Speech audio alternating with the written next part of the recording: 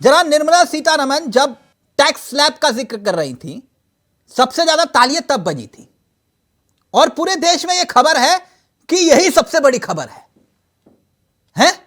अभी इसका भी मैं निचोड़ दूंगा कि यह सबसे बड़ी खबर नहीं है, बड़ी खबर कुछ और है। पहले जरा मैं प्लीज अपने सहयोगी से चाहूंगा, जो तालियां जब बजी थी पहले जरा वो सुनिए तालियां, फिर इस तालियों की कहानी भी बताऊंगा। To increase the rebate limit to 7 lakhs in the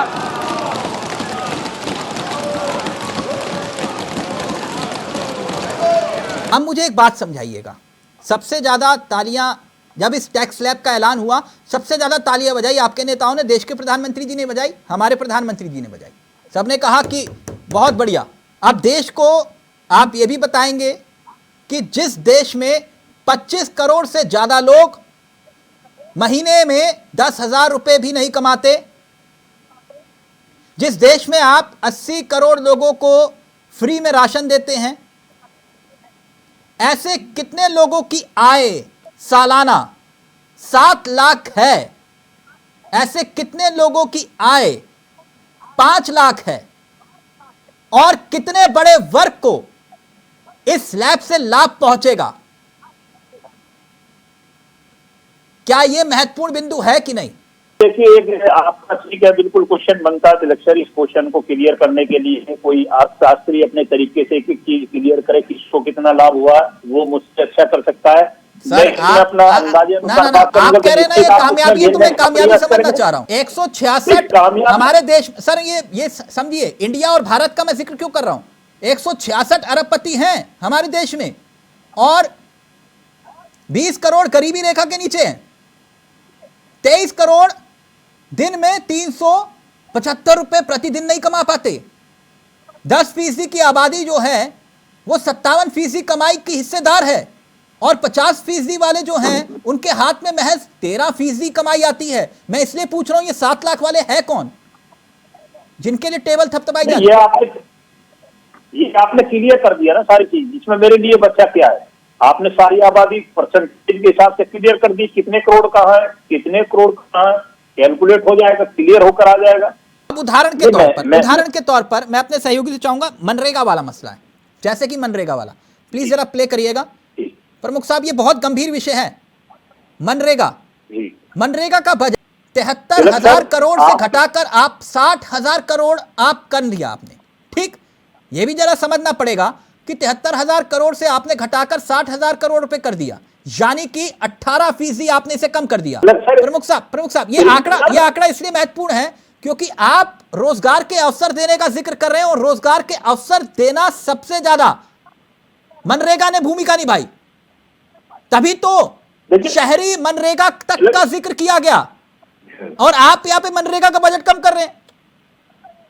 Tilak sir, मैं एक चीज और क्लियर करता हूं।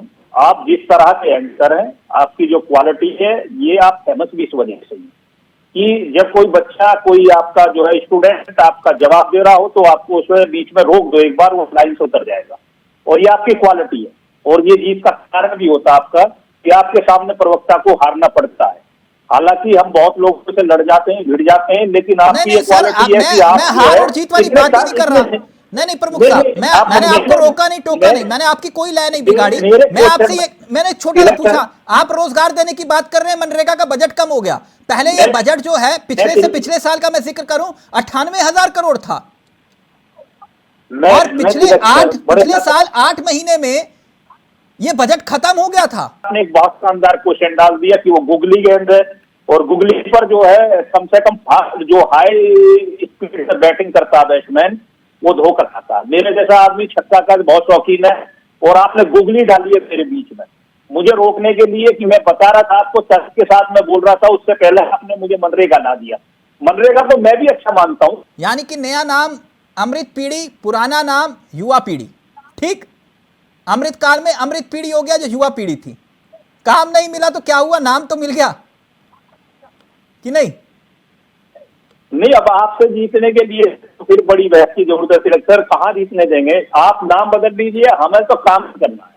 कहाँ सर, नाम ही है जो रखे, आपने नाम नहीं बदला, मुगल रखें। चलिए ठीक। अर्थशास्त्री ये कह रहा है कि जो फ्री अन्न वाली योजना है वो 6 महीने पहले बंद हो जानी चाहिए थी। राजनीतिक शास्त्र ये कहता है कि जब तक चुनाव होगा तब तक ये योजना आगे रहेगी। मैं गलत हूं प्रमुख साहब?